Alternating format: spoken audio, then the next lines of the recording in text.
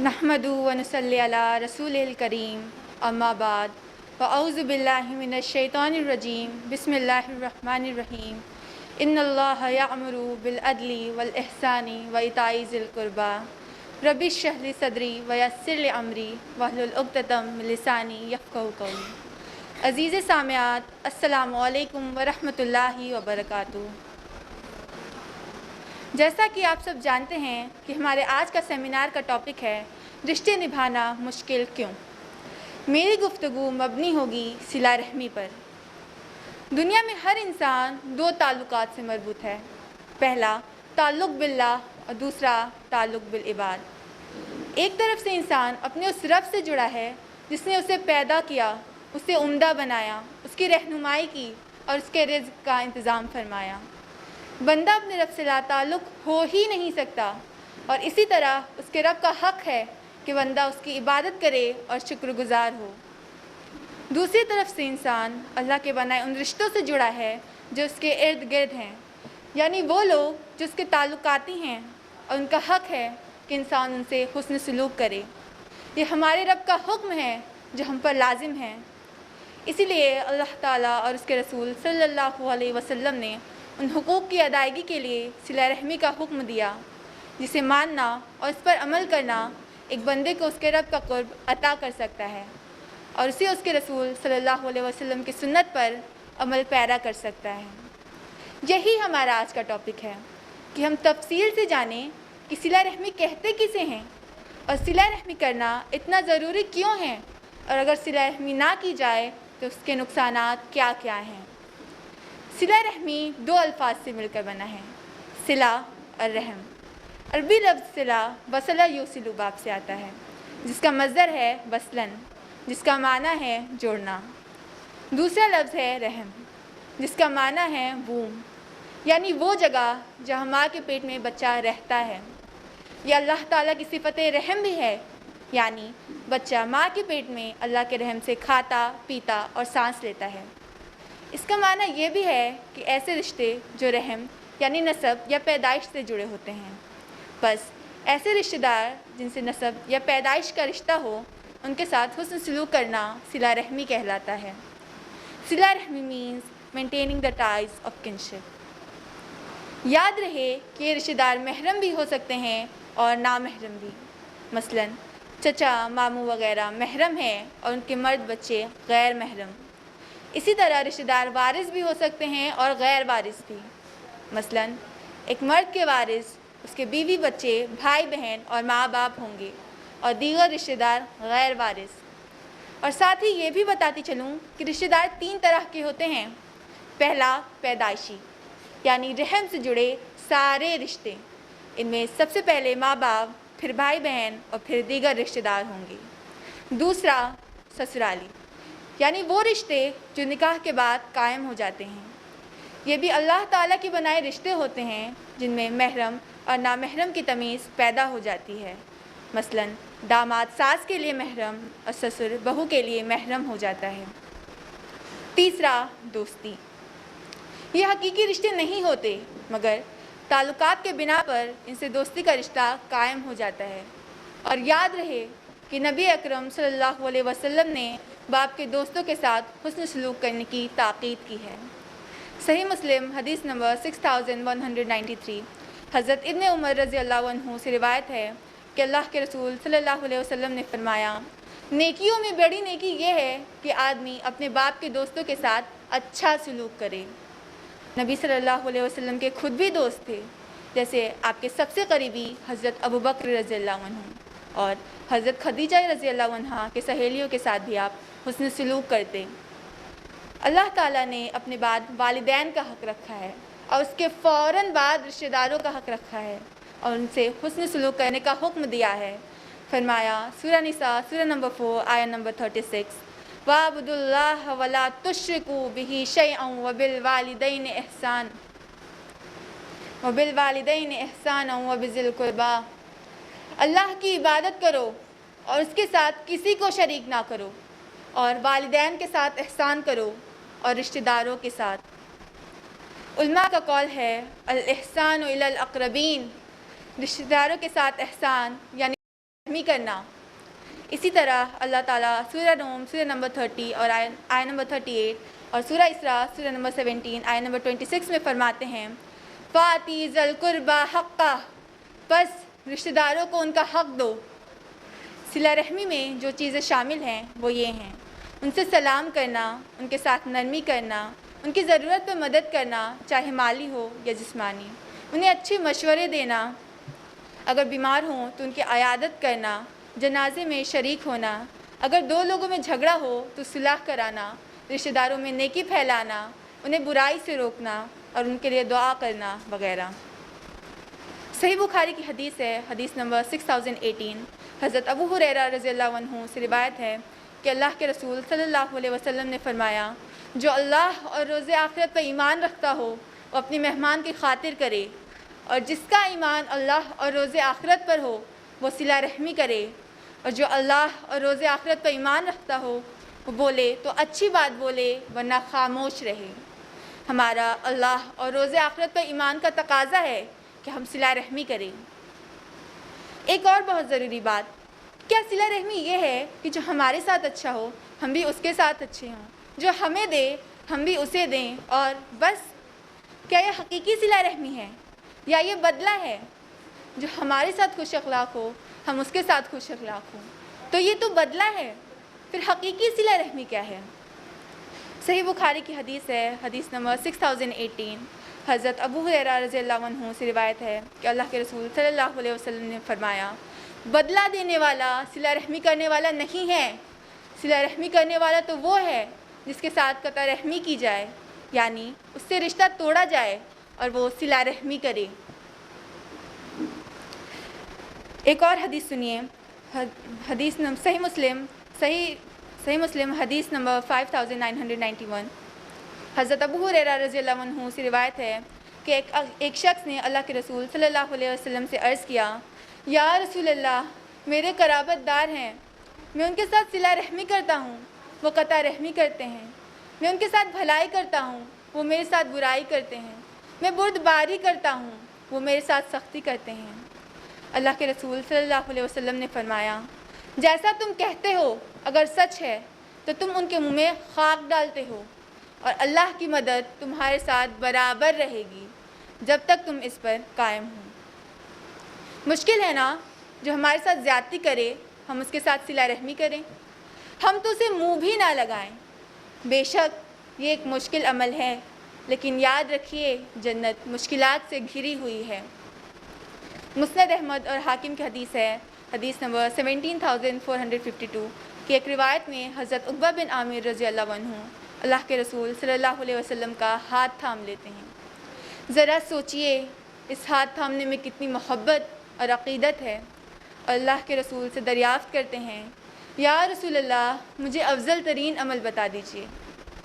क्या लगता है रहमतुल लिल आलमीन सबसे मुखलिस मशवरा ना देंगे?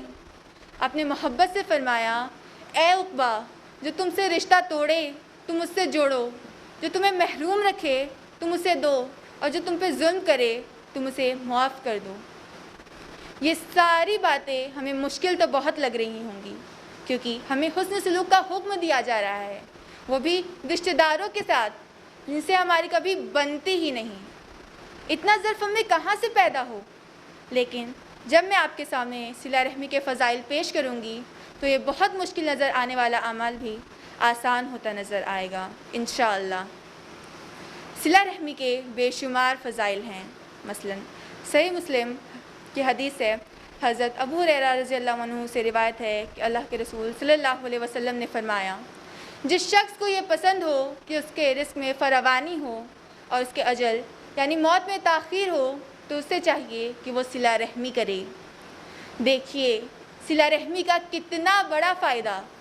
सिला रहमी से हमारे रिस्क में इजाफ़ा होता है।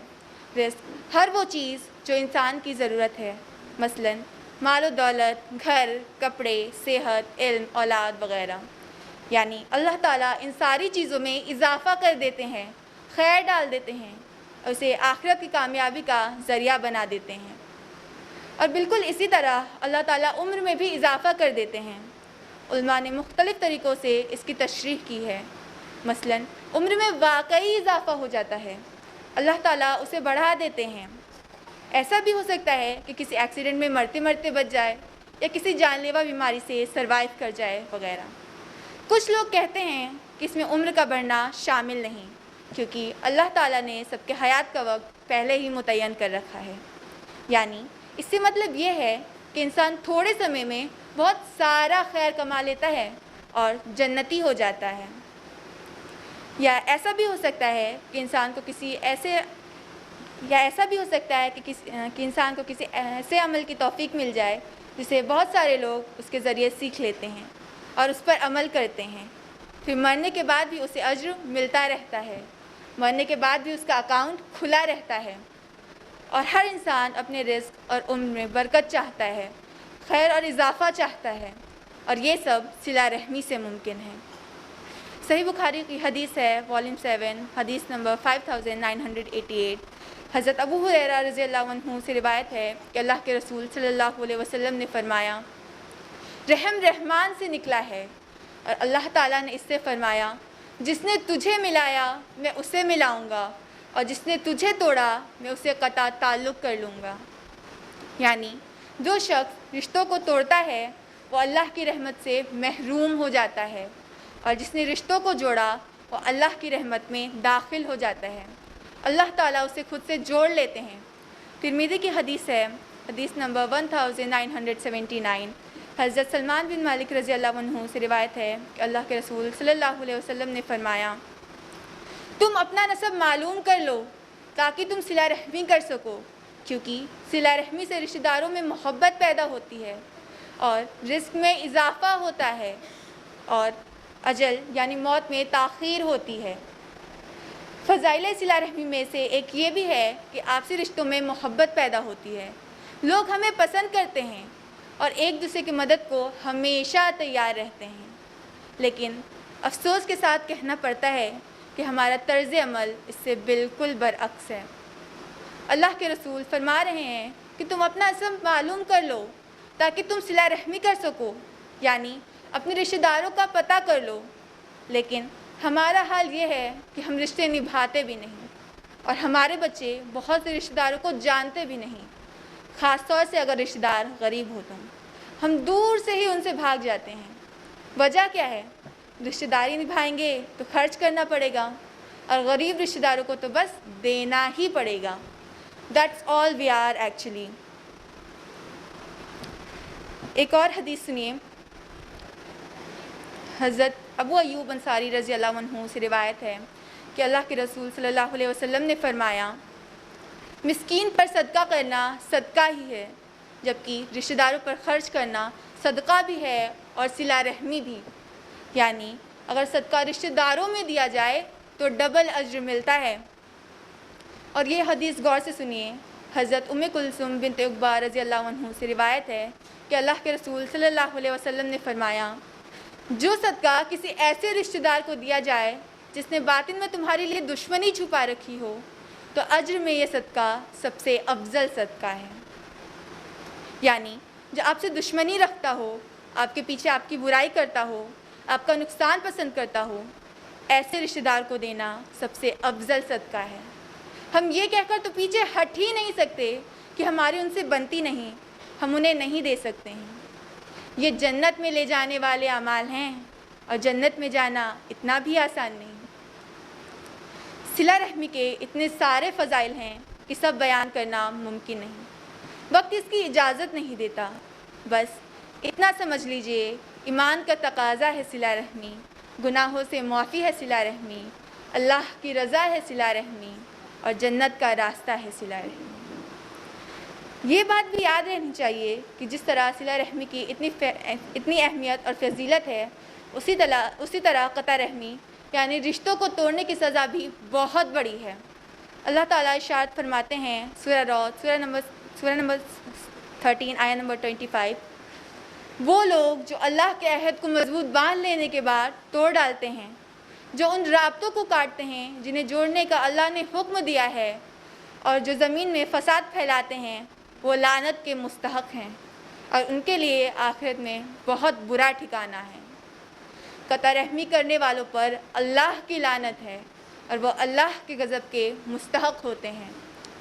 صحیح بخاری کی حدیث ہے، حضرت زبیر بن مطعم رضی اللہ عنہ سے روایت ہے کہ اللہ کے رسول صلی اللہ علیہ وسلم نے فرمایا، لا يدخل الجنت قاطع، قطع تعلق کرنے والا ہرگز جنت میں داخل نہیں ہوگا۔ یعنی چاہے وہ نمازی ہو، حاجی ہو، سخی ہو یا کتنی بھی بڑی نیکی کرنے والا ہو، اگر رشتوں کو نہیں نبھاتا، انہیں توڑتا ہے، تو وہ ہرگز جنت کا حقدار نہیں۔ مسند احمد کی حدیث ہے، حضرت ابو بکر رضی اللہ عنہ سے روایت ہے کہ اللہ کے رسول صلی اللہ علیہ وسلم نے فرمایا، بغاوت اور قطع رحمی ایسے گناہ ہیں جن کی سزا اللہ تعالیٰ دنیا میں ہی دے دیتا ہے اور اس کے علاوہ آخرت میں بھی سزا ہونے والی ہے۔ جیسے بہت سے گناہوں کی سزا ہمارا رب فوراً نہیں دیتا، چاہے بندہ خوش فہمی میں مبتلا ہو جائے کہ وہ بہت درست ہے، لیکن یاد رکھیے قطع رحمی کی پکڑ فوراً ہو جاتی ہے۔ انسان دنیا میں ہی نقصان اٹھانے لگتا ہے، چاہے وہ مالی ہو یا جسمانی یا اولاد کی طرف سے ہو، اور ہم سمجھ ہی نہیں پاتے۔ کیا لوگوں کے حالات بدلتے ہم نے نہیں دیکھے؟ لوگ پریشان ہو جاتے ہیں لیکن اس جعبے سے کوئی غور نہیں کرتا۔ اس کے علاوہ آخرت میں بھی سزا ہونے والی ہے اور اس میں کوئی کمی نہیں ہوگی۔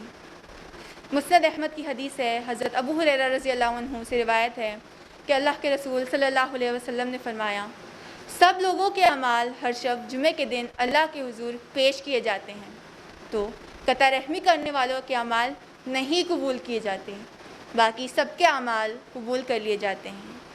یعنی اس کی فائل ہی ریجیکٹ کر دی جاتی ہے، اس پہ نظر ڈالنا تو بہت دور کی بات ہے، چاہے اس میں بڑی بڑی نیکیاں لکھی ہوں، یعنی اس کا رجسٹر ایکسیپٹیبل ہی نہیں، وجہ ہے صرف رشتوں کو توڑنا۔ مسند احمد کی حدیث ہے، حضرت ابو ہریرہ رضی اللہ عنہ سے روایت ہے کہ اللہ کے رسول صلی اللہ علیہ وسلم نے فرمایا، رحم رحمان سے جڑا ہے اور فریاد اور عرش سے لٹکا رہتا ہے اور فریاد کرتا ہے، اے رب مجھے قطع کیا گیا، اے رب میرے ساتھ برا سلوک کیا گیا، اے رب مجھ پہ ظلم کیا گیا۔ اللہ تعالیٰ فرماتے ہیں، کیا تجھے یہ پسند نہیں کہ میں اسے اپنی رحمت سے ملا دوں جو تجھے ملائے اور اسے اپنی رحمت سے توڑ دوں جو تجھے توڑے؟ اس نے کہا ہاں، اور اللہ تعالیٰ یہی کرتے ہیں۔